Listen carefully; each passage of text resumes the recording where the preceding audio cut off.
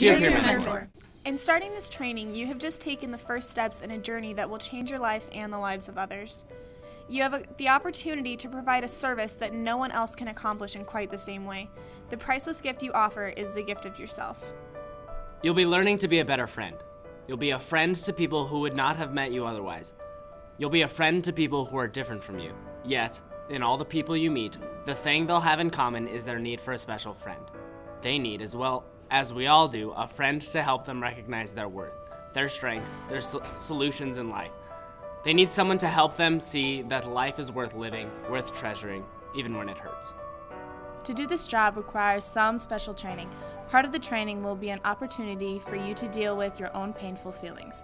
To be effective helpers, you have to deal with your own feelings first. Unless you are growing, you can't help others to grow.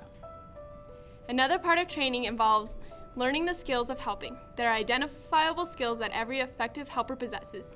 You may find that you already have some of these skills. This is because some people are natural helpers, yet a sad thing happens in every training group. Some of the people who have a natural gift for helping simply rely upon it rather than using it to develop further. Because they don't stretch, they stagnate. Don't let this be you. Become totally involved in the training experience. A third part of the training involves topics such as suicide, alcoholism, grief, divorce, and others. This gives you the background you will need to respond effectively. You also will learn when to make referrals to a professional, because some situations will call for more expertise than you possess. You'll meet many professionals from your school and community, and these people will be part of your helping network. You're going to learn many, many new things. Perhaps the greatest thing you'll learn is how to be a friend to yourself. This is actually one of the hardest lessons most of us have to learn. However, when we finally learn how to be our own best friend, the world becomes a much more positive place. Then we begin to understand that there are no real failures, there are only lessons. So every time you face a challenge, remember that you are capable of learning and beginning anew. Life will look very different. My love and respect, Hannah. Misty. Marsha. Braden. Carly. Hey guys, so you just saw some of our current peer mentors talk about what a positive and powerful experience this could be for you as peer mentors. Yes, welcome to week 1 of your training. So this is our book that we're going to be using. It's Friends Helping Friends, and you're welcome to purchase it if you would like.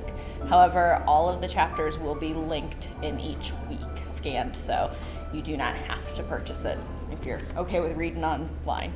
Yep. So basically how we're going to go through this book is chapter 1 has a lot of pitfalls, and we're going to cover those kind of a couple at a time. And then we'll cover some chapters on their own that are skill development, so working on skills. So this week we're going to be covering the first 2 pitfalls in chapter 1, and then all of chapter 13. Don't worry, it's only 3 pages about family.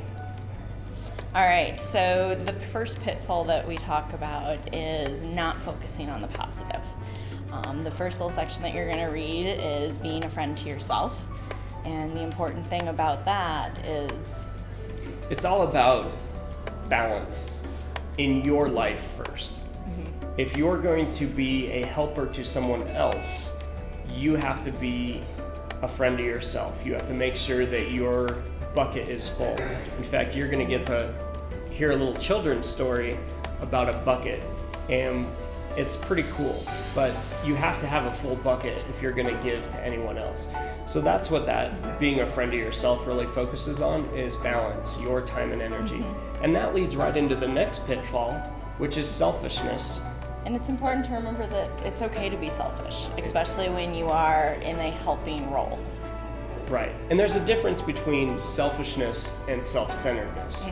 There are times when Miss Morgan and I, we have to be selfish in order to make sure our bucket is full. Otherwise, we can't help you guys.